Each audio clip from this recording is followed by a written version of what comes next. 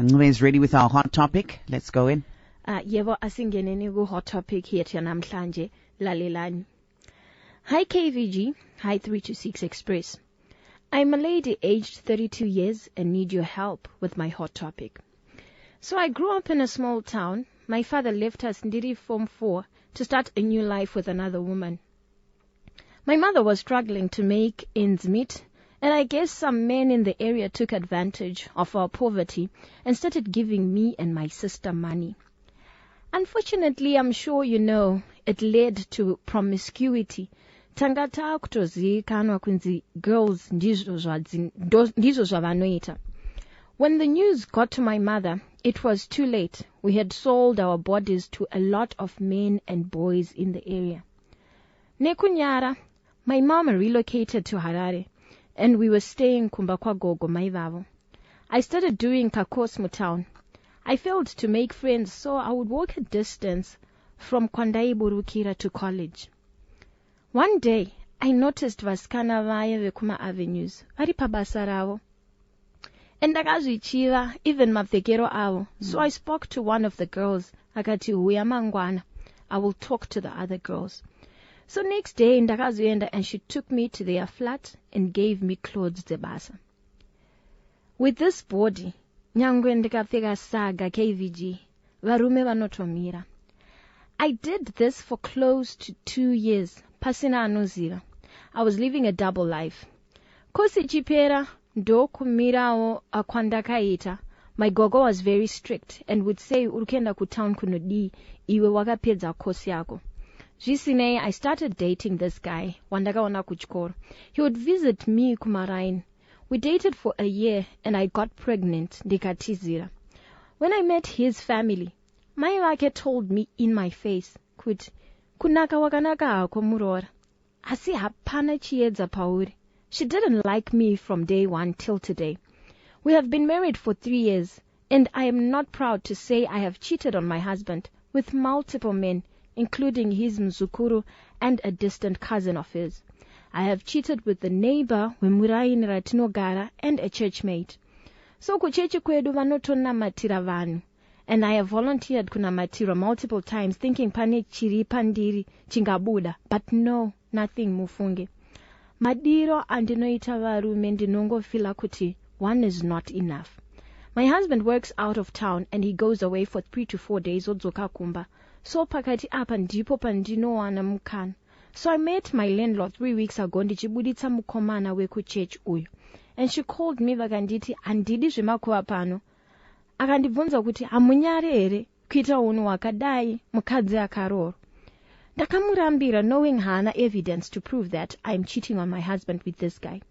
Ndine nhumbu now, and I think ndiye mukomana wekuchechi. He doesn't know kuti ndiri married. Anouya kumba only kana baba vasipo, here and there. Ndaomerwa kuti ndoita sei to hide mimba from my boyfriend or tell my husband kuti I'm pregnant. Ndoita sei yo hot topic yetu namhlanje. On a Wednesday, the 1st of October 2025, our hot topic, Tunonzwa Kamuri Vedare, 0772162651. Remember, you too can write in. Panoto bvunzo what topic in them 30 years, Jerry. Kana variwo vari kunyora baba ndo dzatinoverenga.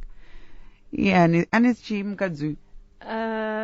She said she is 32. 32. Yes. Yeah. Rega tiona kuti munoifambirawo sei. Yeah, zviri kunzoko zvinotityise. Ndichamvura nhare 0772162651 Star FM. Hello. Hello. Hi, dear. Waswera sei? Hi, Saki. Hi, dear. Zviri sei? I think mukadzi anoda delivery. Kuti abatsirikane. Ari kuti hanzi ndinombonamatirwa asi hapana chinobuda pandiri. Hanzi ndiri kubatwa musoro kuchechi asi hakuna chinobuda. So ari kutongoti kuvada hake vanhurume. Zvimwe zvachona pamwe unenge wakato zvinenge zviri mublood mako. Saka zvakutoda kutoti iye ozvitsanyira onamata. ya uzotsvaga futi deliverance, but iwewo pekutanga wamboti andichada, as nebhayibheri resist the devil and you flee away from him.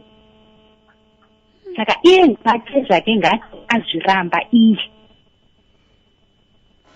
Yeah. I think ndo contribution yangu. Matura befu nai. Neniu, I know. 0772162651. You can get in touch with us at tinzwo kuti panofambiswa sei apa. Mudzimai hatsanangura nyaya yake kukura kwake nepaave ezvinezvi tiri kuona kuti ari kutotsanangura kuti ndo mararamiro angu. She's married but ari kutotaura kuti murume mumwe chete haatondikwaniri. Maswera sei? Maswera. Maswera sei. Indinoona kunge